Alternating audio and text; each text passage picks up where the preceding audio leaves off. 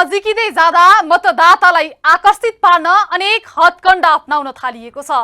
हचुवाको भरमा कोही पानी बिजुली सित्तैमा दिने नारा दिएर भारतका अरविन्द केजरीवाल बन्न खोज्दैछन् भने कोही भने वर्तमान सरकारले आफूले अघि बढाएका विकासका योजना रोकेको र आफूलाई फेरि अघि बढ्ने भन्दै जनतालाई भुलाउन खोज्दैछन्।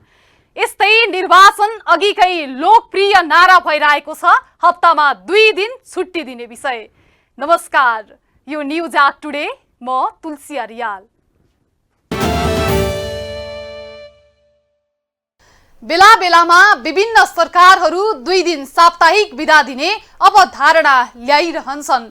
सामान्य रूपमा मानिसलाई नियमित कामबाट फुर्सदिलो समय दिएर थप ऊर्जाशील बनाउन दिइने बिदा हाम्रो थप्दा विदेशी मुद्रा सञ्चित बढाउन, पेट्रोलको आयात घटाउन भन्ने अस्वाभाविक बहाना दिने गरिन्छ। विश्वमा हप्तामा 4 दिन काम र 3 दिन बिदाको अवधारणा आइसकेको बेला सातामा 2 दिन बिदा स्वाभाविक विषय हो।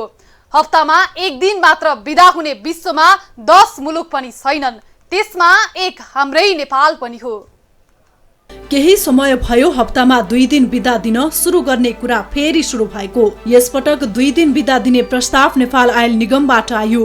पेट्रोलियम पदार्थको मूल्य बढ्दै गएको र सँगसँगै नेपालमा विदेशी मुद्राको सञ्चित पनि कम हुँदै गएको कारण हप्तामा 2 दिन बिदा दिएर पेट्रोलियम पदार्थको आपूर्ति घटाउने प्रस्ताव आयल निगमले गरेको छ।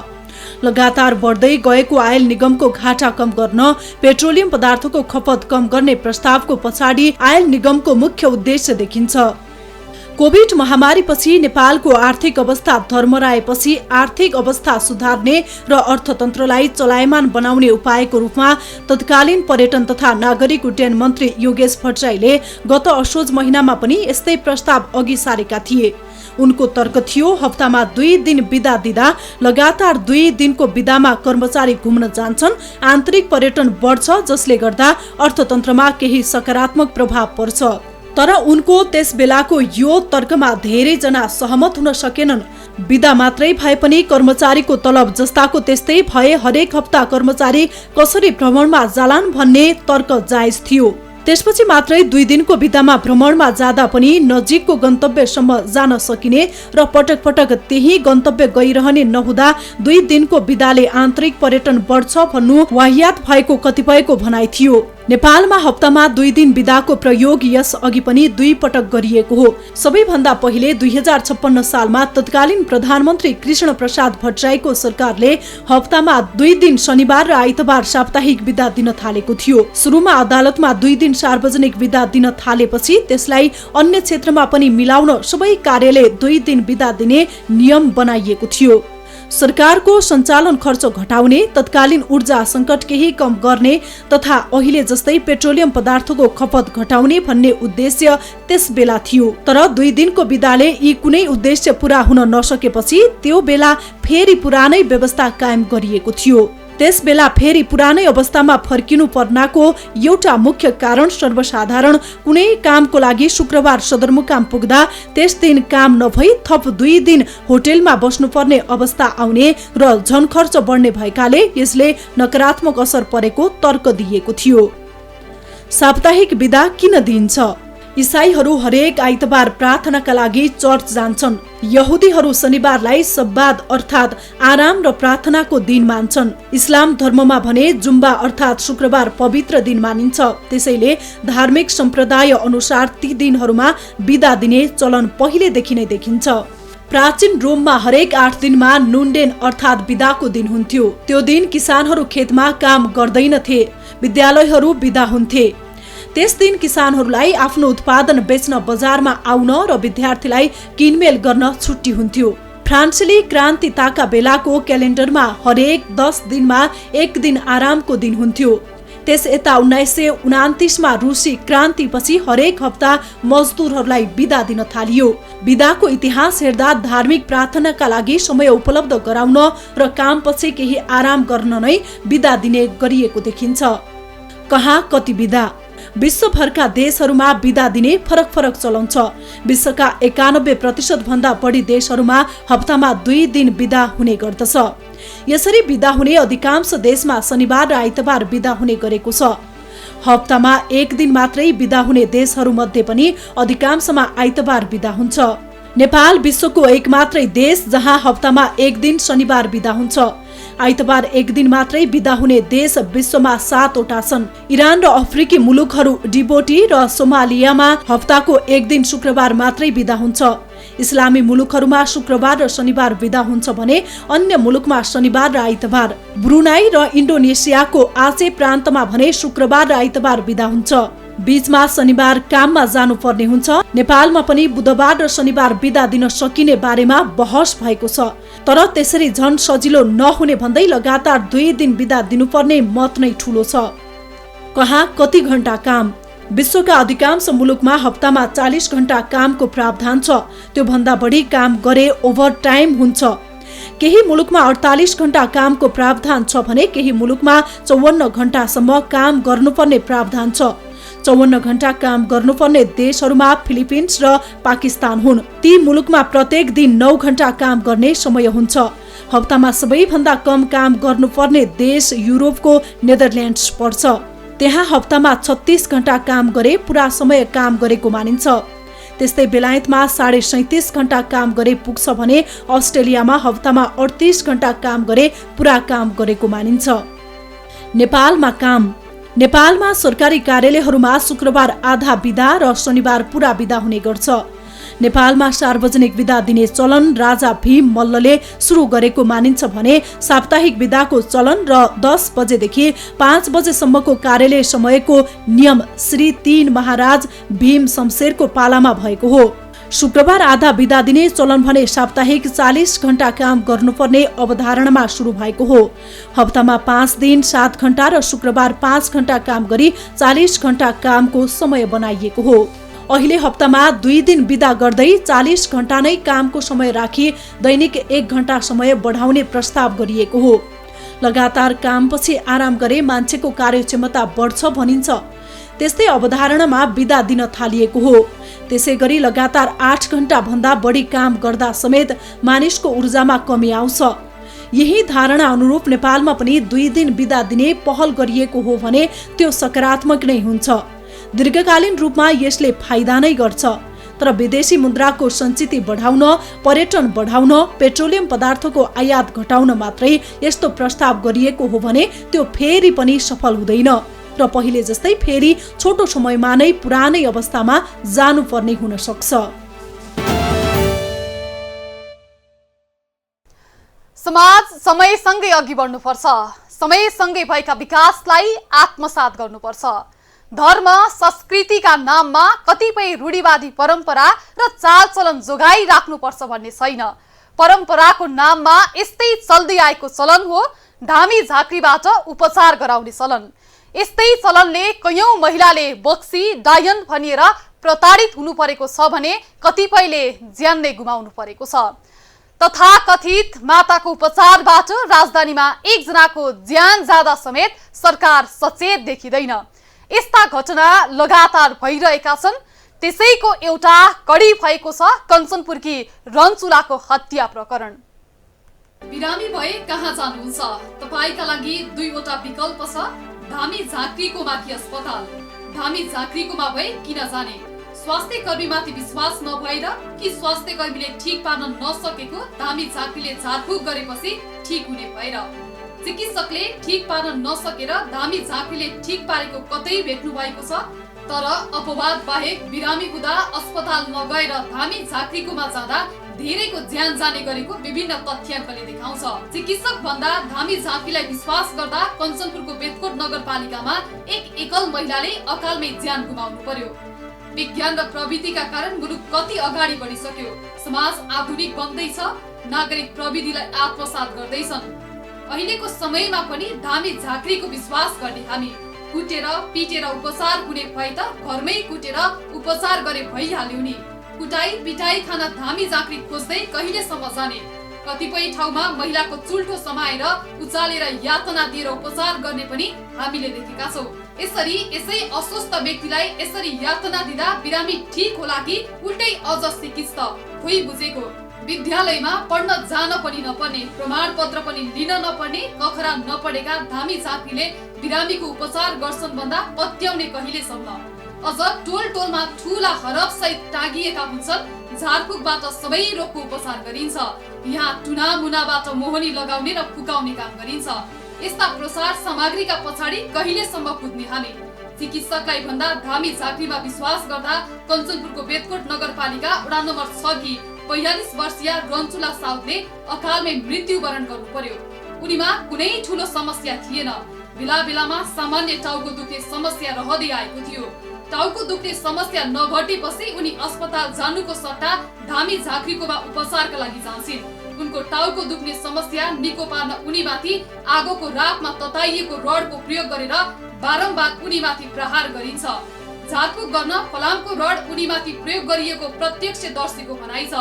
हुन त उनी आर्थिक रूपमा कमजोर हुँदा उनको बाध्यता पनि थियो अस्पताल नभएर धामी झाँक्रीकोमा जानुपर्ने। साउदलाई बोक्सी लागेको भन्दै अस्पताल जानुको सट्टा छिमेकी कमला साउदको घरमा धामी झाँक्री मार्फत झारफुक गराइन्छ। भीमदत्त साथका धामी झाँक्रीको काम गर्दै आएका धर्मानन्द भट्ट र नारायण दत्त भट्टले झारफुक गर्दै बोक्सी भगाउने नाममा फलामको सरियाले कुटपिट गर्छन्। त्यही कुटपिटबाट रन्चुलाको मृत्यु हुन पुग्छ। जुन मान्छे आउन थाल्यो, कोही बाहिरबाट हेर्थ्यो, त्यसलाई पनि नहेर्नु नआउनु भन्ने कुरा त्यस्तो रोक लगाइँदो रहेछ। बाइचान्स कोही आयो भनेपछि के गर्दो रहेछन् भनेपछि तँलाई पनि कमाइदिन्छु, कुट्दिन्छु, यहाँ अन्य धम्काउने त्यस्तो खालको प्रक्रिया पनि भइरहेछ सर। यहाँ त्रसित वातावरण बनाएर सबै यो गाउँलाई नै त्रसित बनाइदिएर छ कि यिनीहरूले अब धामी झाँक्रीहरूले। त्यही भएर तिनीहरूलाई कडाभन्दा कडाई कारवाही होस् भन्ने कुरा हाम्रो सबैको आवाज। धमियालाई देवता 2-3 दिनदेखि आएको धामीहरूले गर्दाखेरि यो किसिमको एकजनाको चाहिँ ज्यानै गएको छ। अब यो अवस्थामा ती एक्लै महिला, अब उनका 2 बच्चा छन् अनि बेसाएर छन्। अब उनी पनि बेरोजगार उसमा चाहिँ काम गरेर जीविको आर्जन गरिरहेका व्यक्ति। अब निर्दोष मान्छेलाई भनौँ न, अब यो 5-7 छरियाहरू चाहिँ तताएर अब मारेको अवस्था सबैले देखिरहेछ। अब त्यो भएको हुनाले अब दोषी मान्छेहरू कोही नउम्कुन् भन्ने हाम्रो सबैको गाउँल्यानको कुरो हो। त्यो भएको हुनाले म चाहिँ तय किसिमले सबैले आवाज उठाइदिनु पर्यो। 3 दिन जति भएको कुरा आएको छ। लास्टको अवस्था हेर्दाखेरि नै होइन, 3 दिन भइसकेको सडिसकेको अवस्था छ। अब जस कारबाही हुनु पर्यो। बोक्सीको आरोप लगाएर कुटपिट गरे भयो। बोक्सीको आरोप लगाएर कुटपिट गरेको देखिया छ। उनीहरूलाई कडाभन्दा कडाई कारवाही होस्। प्रहरीले झारफुकमा प्रयोग भएका सरिया लगायतका सामग्रीहरू नियन्त्रणमा लिई थप अनुसन्धान थालेको छ। नियन्त्रणमा लिएका ती सामग्री हेर्दा पनि उनीमाथि झारफुक गर्ने क्रममा आगोको रापमा तताइएका रड प्रयोग भएको प्रश्न हुन्छ। श्रीमानको पहिले नै मृत्यु भइसकेकी मृतक साउदले दैनिकी ज्याला मजदुरी गरेर परिवार धानिरहेकी थिइन्। आमाको अकालमै मृत्यु हुँदा यता परिवारको बिजोग भएको छ। 3 दिन तमनलाई हेर्दै दिन थिएन तेरो मम्मी मेरो कुरा काट्यो बुइले बिराम बनाने बडो तामीले काम बटे के काटी तेरो मम्मीले मेरो कुरा काट्यो लाटा गल्ले बाहिर कुरा फुकानेलाई फुकावे के बुढो छ रे पहिला म सरकारी नोकरी लोन मार्यो। सघन अपराध गरेलाई उन्मुक्ति दिन नहुने र मृतकका छोरीलाई समेत उचित क्षतिपूर्ति दिनुपर्ने माग उठेको छ। जाउँ अब यो घटनाको वास्तविक के रहेछ बुझेर उनीहरूलाई, यो अपराधीहरूलाई कति छन् यसमा संलग्न सबैलाई कडा कारवाही र त्यो नाबालक छोरीहरूको क्षतिपूर्तिको विशेष माग गरेर हामीहरूले त्यो माग पुरा सम्बोधन गर्नुपर्छ भन्ने पनि म भन्न चाहन्छु। अपराधीहरूलाई कारवाही गर्नतिर मेरो भूमिका रहन्छ। अनि क्षतिपूर्तितिर पीडित नाबालकको लागि उनीहरूको भरण पोषण र उनीहरूको लागि अब के उनीहरूको त कोही छैन सहारा, उनीहरूलाई चाहिने त्यो चाहिने क्षतिपूर्ति। मृतक साउदका 2 छोरी छन्। प्रहरीले घटनामा संलग्न धामी झाँक्री धर्मानन्द भट्ट, नारायण भट्ट, कमला साउद सहित 7 जनालाई नियन्त्रणमा लिई अनुसन्धान गरिरहेको छ। बोक्सी हो भनेर दिशा पिसाब खुवाउने, कुटपिट गर्ने र कानुनलाई चुनौती दिने काम धामी झाँक्रीबाट हुने गरेको समाचार हामीले धेरै पटक सुनेका हौं। कार्यक्रम न्युज एट टुडेमा पनि हामीले गत माघ 15 गते सर्लाहीमा एक महिलालाई बोक्सीको आरोपमा मूल मन्त्र नै खुवाएको रिपोर्ट प्रसारण गरेका थियौं। तर ठाउँ र पात्र फरक, घटनाको परिवेश उस्तै। फेरि पनि तपाईलाई हाम्रो प्रश्न, बिरामी भए अब तपाई अस्पताल जानुहुन्छ कि धामी झाँक्री खोज्नतर्फ? आधुनिक चिकित्सा विज्ञानले फड्को मारिरहेको अवस्थामा तपाई हामी अझै धामी झाँक्री खोज्दै जाने? विज्ञान र प्रविधिका कारण हर सम्भव सबै चिज सम्भव भइसकेको अवस्था छ। सामान्य उपचार मात्र होइन, शरीरका हरेक अङ्ग हामीले परिवर्तन गर्न सक्छौँ। अस्वस्थ काम गर्न सक्षम शरीरका अङ्गलाई हामीले फेरबदल गर्न सक्ने प्रविधि भित्रिसकेको छ। तर हामी अझै पनि सामान्य बिरामी हुँदा एउटा सिटामोल खाई ठिक हुने स्थितिमा हामी किन ज्यान नै धरापमा राख्छौँ? शिक्षित ठहरिएको समाज पनि अझै किन यस्ता अन्धविश्वासको पछाडि कुदिरहेको छ? बिरामी हुँदा हामी धामी झाँक्रीकोमा होइन, अस्पताल जानुपर्छ भन्ने मानसिकता खोइ हामीमा विकास भएको। मानिसको उपचारमा आधुनिक चिकित्सा विज्ञानले फड्को मारेको छ, तर धेरै मानिसहरू अहिले पनि अस्पतालको साटो धामी झाँक्रीमै विश्वास गर्छन्। दूर दराजमा मात्र नभएर शहरमा पनि अन्धविश्वास उस्दैछ। हिमाल, पहाड, तराई, मधेस वा राजधानी काठमाडौँ हरेक ठाउँमा झारफुक गर्ने परम्परा छँदैछ। काठमाडौँका सडक पेटीमा होस् वा गल्ली गल्लीमा महँगा कोठा भाडामा लिएर झारफुक गरेर राम्रो दाम कमाउने धेरै छन्। नेपालको संस्कार, संस्कृति, शिक्षा र चेतनाको स्तरले अझै पनि बिरामी हुँदा धामी झाँक्री कहाँ पुग्ने परम्परा कायमै छ। कालो बोका, कालो पाठी, रातो भाले पूजा गर्नुपर्छ भनेर बिरामीलाई सल्लाह दिने धामी झाँक्रीको संख्या त अनगिन्ती नै छन्। कतिपय तान्त्रिकले दोबाटोको कालो मसान लागेको रहेछ, बोका भाले बलि दिनुपर्छ भन्छन्। यस क्षेत्रमा पर्याप्त विकृति, विसङ्गति भए पनि उपचारका लागि जानेको संख्यामा कमी आएको छैन। अघि नै भनियो, चुनाव जित्न दलहरू खानेपानीदेखि बाल्ने बिजुलीसम्म सित्तैमा दिने कुरा गर्दैछन्। तर तिनै दल मत दिएर सत्तामा पुर्याउने किसान आफूले बेचेको उखुको भुक्तानी नपाएर बेहाल छन्। सरकारलाई झकझकाउन राजधानी नै आएर धरना बसे पनि उनीहरूको सुनवाई हुन सकेको छैन। सरकार आफैले दिएको आश्वासन पूरा गर्न सक्दैन अनि नयाँ प्रलोभन देखाएर भोट माग्न आउँछन् नेता। तब पैसा अब हम खेत की नीलामी में छ, महाजन ले लेता है तो हमारे बाल बच्चा कथी खाते हजुर भूखले रहते। भुक्तानीको क्रममा हामी अब मरिसकेको छ। अब यो ठठरी लिएर म के गर्ने?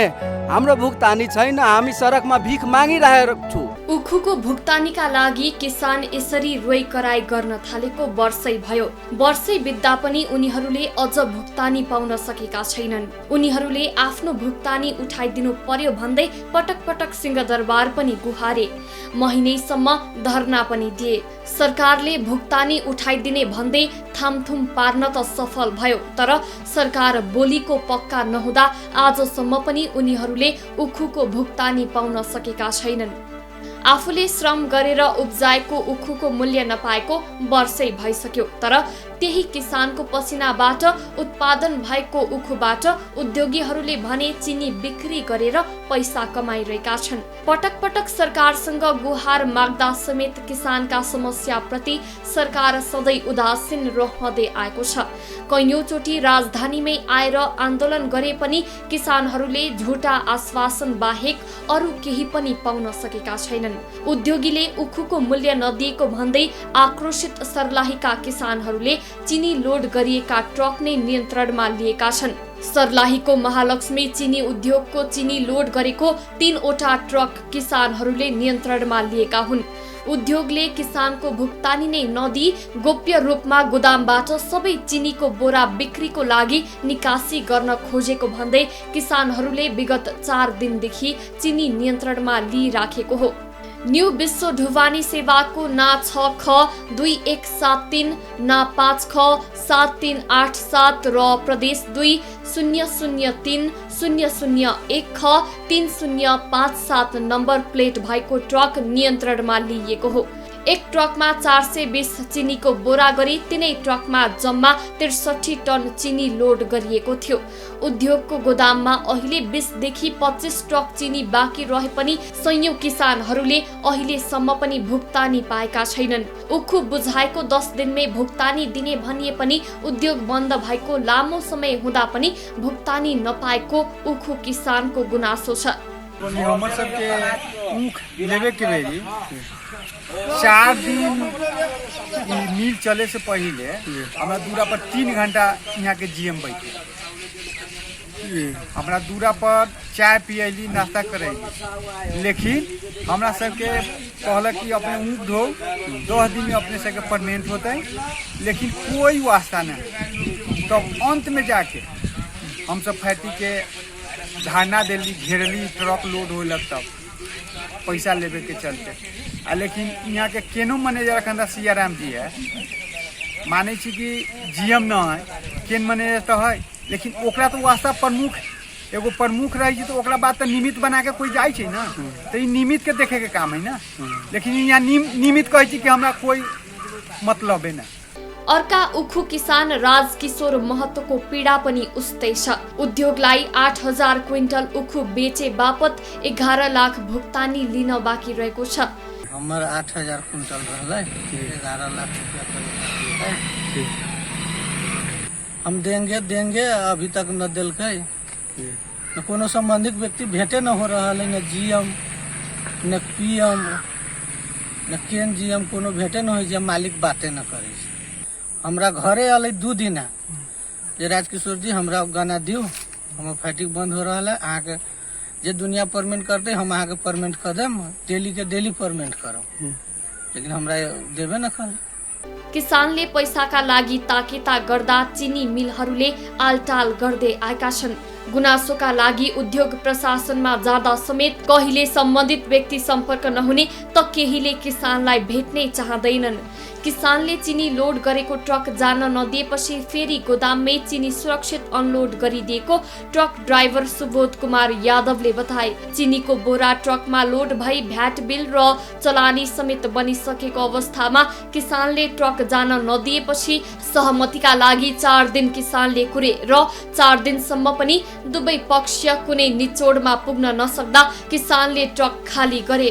20 वटा बोरा ट्रकको भाडा बापत उद्योग प्रशासनसँग नगद अथवा लिखित लिनका लागि आफ्नो नियन्त्रणमा लिए। फागुन 22 गते बन्द भएको उद्योग यो पाली 8,38,000 क्विन्टल उखु मात्र क्रसिङ गरेको छ।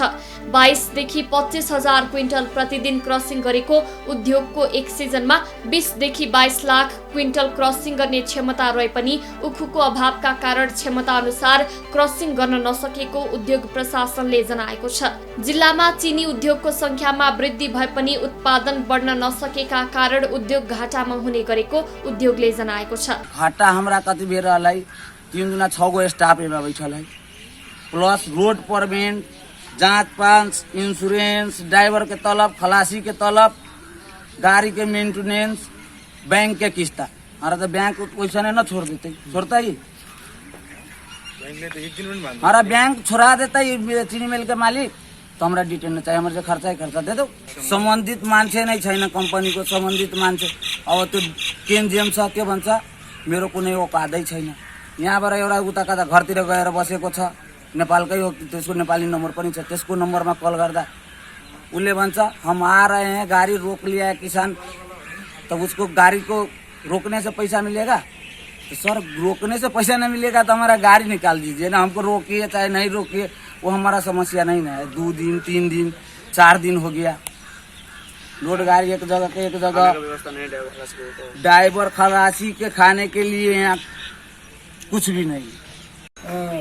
फरवरी 5 तारिकसम्मको पैसा गइसकेछ र फरवरी 6 देखि 14 सम्मको सूचना बनाएर राखेछ, तर छिटोभन्दा छिटो जान तयारी भइरहेछ र अरू 15 दिनको जुन बाँकी रकम छ त्यो पनि हाम्रो उद्योगपतिको भनाइअनुसार एकदम चाँडै नै म भुक्तानी दिन्छु भने म उहाँसँग आश्वासन पाएछु। सर्लाहीमा मात्र अहिले इन्दु शङ्कर, अन्नपूर्णा र महालक्ष्मी गरी 3 वटा उद्योग सञ्चालनमा रहेका छन्। छिमेकी जिल्ला रौतहटको डुमरियामा बैजु बाबा र महोत्तरीमा एभरेस्ट उद्योग समेत सञ्चालनमा रहेको छ। डिजेल, पेट्रोल, मलखाद, बिउ बिजन र कृषि क्षेत्रमा कार्य गर्ने मजदुरको लागत बढेको छ।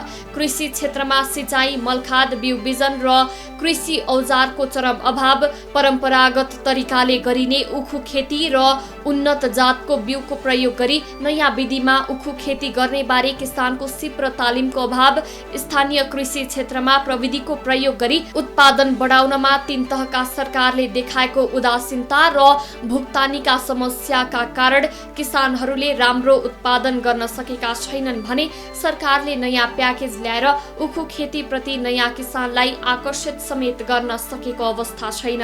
जिल्लामा उद्योगको संख्या बढे पनि माग अनुसारको उत्पादन बढ्न नसक्दा उद्योग क्षमता भन्दा कम क्रसिङ गर्न बाध्य हुँदै आएको छ। उद्योगको संख्या बढे अनुसार स्थानीय स्तरमा उखु उत्पादन बढाउन कृषि क्षेत्रमा अनुदान र सिँचाइको समुचित व्यवस्था, समयमै मलखाद तथा उन्नत जातको बिउ बिजनको उपलब्धता गरी नयाँ विधिबाट खेती गर्न प्रोत्साहन गर्न सकेमा मात्र उत्पादन बढी हुने र किसानहरूको आम्दानी समेत बढ्ने र उद्योगलाई समेत माग अनुसारको उखु प्राप्त हुने जानकारहरू बताउँछन्। माग अनुसार उत्पादन समयमै बढाउन नसके भुक्तानीको समस्या समाधान नहुने तर्क उनीहरूको रहेको छ। कृषि ज्ञान केन्द्र सर्लाहीको आर्थिक वर्ष 2075-76 को तथ्याङ्कमा जिल्लामा 26,000 हेक्टर क्षेत्रफलमा खेती भएको तथ्याङ्क रहेको छ।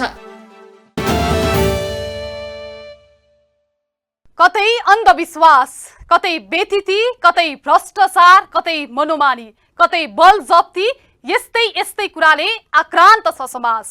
त्यसमाथि अनेक धर्म र संस्कृतिको नाममा स्वार्थवश समाजलाई विभाजित गर्ने काम पनि भइरहेको छ। जनहितकै लागि बनेको राजनीति फोहोरी भएको छ, जसको असर समाजमा जताततै देखिँदैछ। यसको विरुद्ध समाज आफै सचेत हुनुपर्छ। हस्त न्युज आट टुडे आजलाई यति नै। हामी सबै बिदा हुन्छौँ। नमस्ते।